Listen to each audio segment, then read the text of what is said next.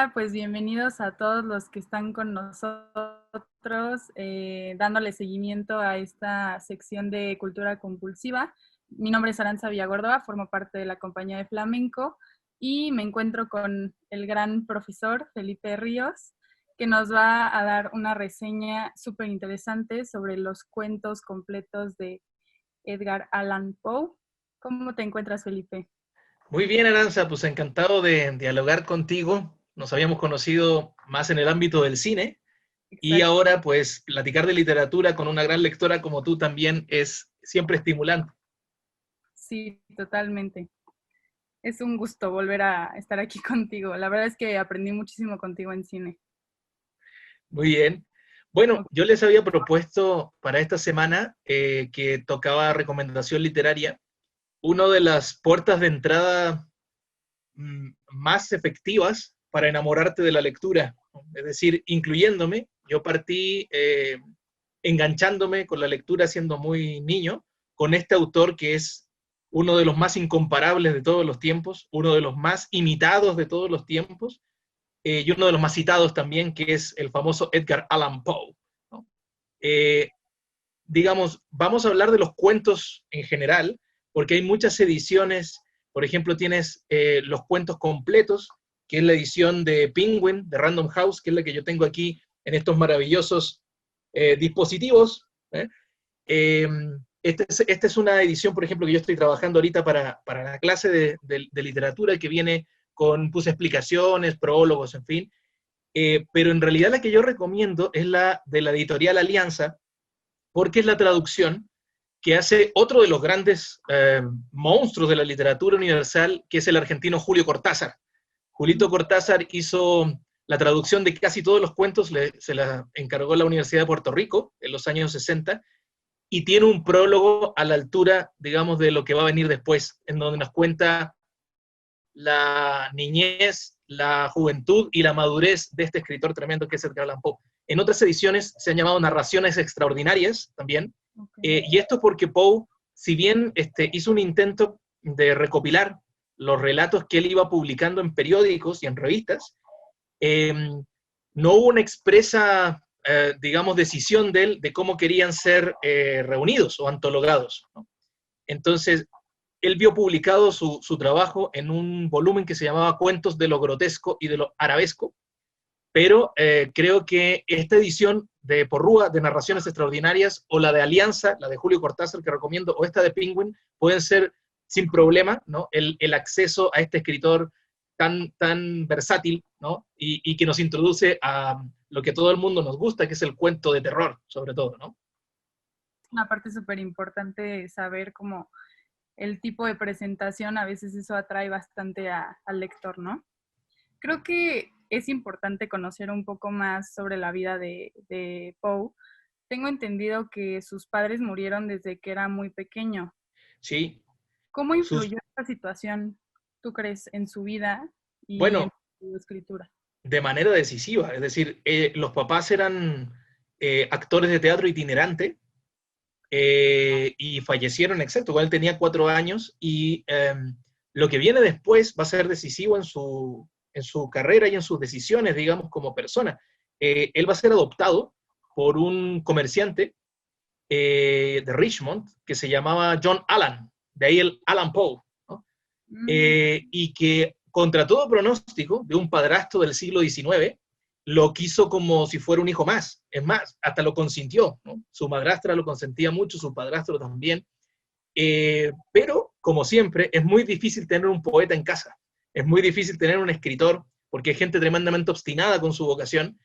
Y cuando el padrastro le pedía que siguiera la carrera de derecho, ¿sí? O de contaduría, bueno, él se oponía deliberadamente porque sentía, digamos, este llamado, digamos, que como siempre se ha dicho, ¿no? Son muchos los llamados al camino de la literatura y del arte, pero son pocos los elegidos. Él era un elegido, sin duda. Entonces, lo manda a la Universidad de Virginia, de hecho, John Allan, pero este Poe, además de una vocación muy profunda, pues tenía una vida un poco disipada. Entonces, al padre, el padrastro, que era realmente su padre, porque fue el que lo crió, John Allan, eh, al final se cansó en un momento de consentirle las deudas del juego, ¿no? Y las distintos, y el dinero que dilapidaba en las juergas, ¿no? Que tenía con los compañeros de universidad. Y entonces le cortó pues el suministro y tuvo que hacer malabares un poco, ¿no? Para irse con una familia, una tía, ¿no? La familia Klim, que va a ser muy importante también en la vida de él, y mantenerse por sí solo a través del periodismo y de la venta de cuentos, ¿sí? Él en realidad siempre dijo, y los biógrafos coinciden en esto, en que él lo que quería era ser poeta, ser reconocido como poeta romántico, además, ¿sí? Pensemos que el romanticismo es esta corriente del siglo XIX, del principio del siglo XIX, europea, en donde se define al ser humano, la esencia del ser humano son sus emociones, ¿sí? Aquello que se desborda en el interior del ser humano, que son emociones no siempre positivas. Pensemos que la ira, ¿no? Cuando tú tienes ira, te enojas, ¿no? O eres melancólico, se apodera de ti completamente, ¿sí? Ahí uno puede hacer alguna negociación con su psiquis, con su parte racional, ¿no? Pero en realidad esto es como un torrente natural que surge. Entonces los románticos empezaron justamente a trabajar, los alemanes, los franceses, en fin, empezaron a trabajar temas más oscuros, ¿sí? Temas que tenían que ver con la muerte, ¿sí? Con lo grotesco, con lo deliberadamente feo, algo que se había quedado fuera de los cánones de la historia del arte, ¿no? Y de la historia de la literatura. Pensemos que por muchos siglos se consideró que solamente lo que producía efecto de belleza era lo artístico, ¿sí? Todo aquello, digamos, que salía de esos cánones, pues no era considerado artístico. Y entonces él quería, en Estados Unidos, ser reconocido como poeta romántico, ¿no? Pero como la poesía nunca da de comer, ¿sí? Pues él se dedicó al cuento. Y lo pagaban, digamos, un poco mejor, el cuento en los periódicos, en las revistas, y por eso empezó a sacar cuentos también para luego mantener a su esposa, la Virginia Klim, ¿no? Que es una etapa muy misteriosa de la vida de Poe, y que los biógrafos también han coincidido en el hecho de que casarse con esta pequeña Virginia, aunque no era, digamos, una rareza, ¿no? Que las mujeres se desposaran a los 13, 14 años como lo hace Virginia, en realidad habían dos cuestiones medio extrañas ahí. Una es que era su prima, ¿no? Y la otra es que al parecer el matrimonio nunca se consumó, por lo tanto tenía Virginia como el último reducto de pureza, de algo inmaculado, de algo bello aún, ¿vale? Pero que va a ser también trágica, ¿no? La relación, digamos, ¿no? Entonces, por todos estos datos biográficos, el hecho de vivir la miseria, ¿no? de una forma muy directa, el hecho de que su esposa, Virginia Klim, que como digo, parece como el personaje de La muerte en Venecia de Thomas Mann, es decir, que se enamora, ¿sí? Más bien de un ideal de juventud, no exactamente de la persona, sino de lo último puro que puede quedar en un mundo corrompido, en un mundo grotesco, ¿no?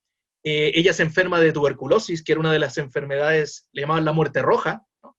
De una de las enfermedades clásicas del romanticismo y clásicas de la literatura del siglo XIX. Y hay historias muy trágicas. Se contaba, por ejemplo, que el pobre Poe, lo único que tenía para tapar a la moribunda Virginia era su saco, ¿no? O sea, no tenía más manta que eso. O sea, es un tipo que además, digamos, ha tenido que padecer ese tipo de circunstancias, sumado, digamos, a estados nerviosos permanentes y, por supuesto, pues, a lo que era común, digamos, en la bohemia de ese momento, que era el opio, ¿no? El alcohol, en fin, que le provocaba ciertos delirios y que al parecer estos delirios son introducidos como tema de los cuentos, ¿no? Quiso empezar como de una perspectiva más romántica, pero sus mismas experiencias lo llevaron a esta parte un poco más obscura, por así decir, ¿no? Sí, o sea, regularmente en Poe nosotros conocemos los relatos más terroríficos, los relatos más mórbidos, ¿no? Es decir, voy a mencionar mis favoritos, aunque cada quien tiene su listado, ¿no? Hay uno que se llama, por ejemplo, El caso del señor Valdemar, que es notable. Es un tipo que a minutos de morirse lo hipnotizan y entonces se les muere la hipnosis, pero él sigue hablando desde el más allá. Por ejemplo, se te pone la piel de gallina, ¿no? El gato negro, de un tipo que ante la presencia de un gato justamente empieza a tener estados alterados de conciencia al punto de pues, asesinar a su esposa y emparedarla, ¿no? Cuestión que si los que han leído Cien años de soledad recordarán que los huesos de los papás de Rebeca, cuando hacen la remodelación en la casa de los Buendía en Cien años de soledad, empiezan a tocar las paredes. Bueno, eso es una alusión directa al cuento de Poe.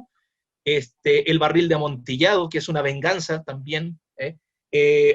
Poe proyecta, de hecho, en sus cuentos varios de los temores más feroces que sentía, justamente tanto por las circunstancias de la vida como por los propios estados en los que él padecía, ¿no? Por ejemplo, uno de los temores evidentes era ser enterrado vivo, ¿no? Que debe ser de lo más angustioso. Y hay un cuento que se llama así, El entierro prematuro.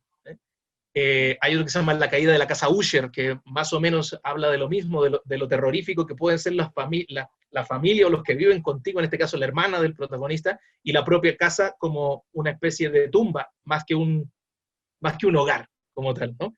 Entonces, si bien Poe es muy conocido por este tipo de relatos, El corazón delator, que me gustaría detenerme luego en ese cuento porque me parece que es el cuento que gira completamente a la literatura contemporánea. También es muy conocido por otro tipo de relatos. Hay relatos de aventuras, por ejemplo. El escarabajo de oro es un relato que uno podría asumir como de Robert Louis Stevenson, como el de la Isla del Tesoro, ¿no? Bueno, y tiene esta vertiente de los cuentos más deductivos, con este personaje que se llama Auguste Dupin, que es un antecedente directo de Sherlock Holmes. Luego Arthur Conan Doyle, el escritor inglés, pues va a leer los cuentos de Poe y va a adoptar, casi digamos calcar este personaje de Auguste Dupin, que es una suerte de investigador, ¿no? Más bien su afición es ayudar a la policía a resolver ciertos crímenes o ciertos delitos que todavía no se han resuelto. Entonces ahí les recomiendo tres. Uno es Los crímenes de la calle Morgue, que debe ser, no les quiero hacer spoiler, pero debe ser de los crímenes más monstruosos descritos, ¿no?, alguna vez en un relato. El otro es El misterio de Mary Rogers, y el último es La carta robada. La carta robada incluso lo han ocupado psicoanalistas como Jacques Lacan para describir cómo funciona, cómo opera, ¿no?, los mecanismos del inconsciente. Era una carta que llamaban a Dupin porque se había perdido una carta muy importante y la carta estaba delante de sus narices. Entonces, a veces las cosas que buscamos siempre están más cerca de lo que pensamos, pero nunca se revela el contenido de esa carta. Entonces, ahí está, digamos, el componente del inconsciente. Por lo tanto, era lo que yo decía, es un escritor tremendamente versátil. Sin duda, lo que más nos ha entusiasmado, ¿no?, es el cuento de terror, el cuento de lo siniestro, pero es un escritor con el que también se pueden recrear en esos ámbitos. Cualquiera puede leer a Poe, creo que a cualquier edad, ¿no? Yo lo leía estremecido con una linterna debajo de las sábanas, ¿no? Oye, pues creo que está súper interesante todo esto que puede aportar Poe a la literatura. ¿Algún comentario que quieras hacer para finalizar? Bueno, justo lo que estábamos platicando antes, Poe no solamente ha tenido una influencia en el mundo de la literatura posterior, sino en el mundo del cine también, y de la música, curiosamente. Hay un director de los años 50 y 60 que se llama Roger Corman, que es un director de cine B, digamos, para adaptar el caso del señor Valdemar y El gato negro. Y son adaptaciones tremendamente logradas, ¿no? Y según recuerdo, en el mundo de la música, bueno, hay varias referencias. En la portada del Sgt. Pepper's que hablábamos de él hace 2 semanas, tenemos la cara de Poe detrás de los Beatles, porque era uno de los escritores favoritos de John Lennon. Pero también hay un disco completo que se llama Tales of Mystery and Imagination, de Alan Parsons Project, que cada uno de las canciones es una alusión a un cuento o a un poema de Poe. Pensemos que Poe también, ya cuando se convence que esos van a ser sus temas, empieza a escribir poemas como El Cuervo o Annabel Lee, que hablan justamente de esa proyección dramática, ¿no?, exacerbada de lo terrorífico. Bueno, y hay muchas otras ilusiones. Hay una canción de Iron Maiden que se llama Murders in the Rue Morgue, por ejemplo, ¿no?, según lo que me acuerdo ahora. Por lo tanto, no es una influencia literaria para una élite intelectual nada más, es una influencia tremendamente popular. Tú vas a Baltimore, por ejemplo, y te hacen el tour de Edgar Allan Poe. Hay bares dedicados temáticos en torno a él, en fin, es una de las grandes figuras de la cultura universal. Wow, está sensacional. De hecho, yo una vez vi una serie, no sé si alguna vez la has visto, que se llama The Following. Ah, Y, no, y o sea, no. Ajá, justo el asesino se inspira en poemas de Edgar Allan Poe. Entonces sí, totalmente ahí hay como mucha influencia. claro que sí. Pues, Muy bien, pues muchísimas gracias por esta aportación tan enriquecedora. Yo creo que bastantes fanáticos del suspenso, ficción, etcétera, vamos a adentrarnos un poco en el mundo de Poe y en todas las esferas de literatura, cine que impactó. Muchísimas gracias, Felipe, por este momento.